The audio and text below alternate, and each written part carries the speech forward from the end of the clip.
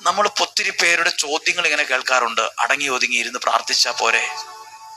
നിങ്ങളുടെ സ്വാതന്ത്ര്യം പോലെ, മനസ്സനുവദിക്കുന്നത് പോലെ നിങ്ങൾ പ്രാർത്ഥിക്കുക. നിങ്ങൾ ഈ കാര്യം നോക്കൂ. ദാവീദ് ഒരു രാജാവാണ്. രാജാവിനെ സിംഹാസനത്തിൽ ഇരുന്ന് വേണേ പ്രാർത്ഥിക്കാം. ഇങ്ങനെയൊന്നും നൃത്തം ചെയ്യുകയോ ആർപ്പ് വിളിക്കുകയോ ഒന്നും ചെയ്യേണ്ട കാര്യമില്ല. പക്ഷെ ദാവീദ് രാജാവായിരുന്നിട്ടും അങ്ങനെയൊക്കെ പ്രാർത്ഥിച്ചു.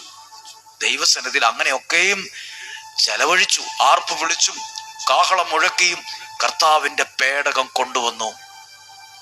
ദൈവത്തെ ആരാധിച്ച ദാവീദിനെ ദൈവം എങ്ങനെ അനുഗ്രഹിച്ചെന്നറിയണം. ഇങ്ങനെയൊക്കെ ആരാധിക്കുമ്പോൾ പലരും നമ്മളോട് പറയും, നിങ്ങളിപ്പോൾ പള്ളിയിൽ തന്നെയാണല്ലോ, എപ്പോഴും വചനമാണല്ലോ, എപ്പോഴും നിങ്ങൾക്ക് പ്രാർത്ഥന മാത്രമേ ഉള്ളൂ.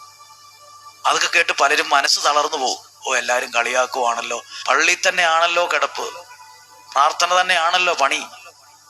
ഇങ്ങനൊക്കെ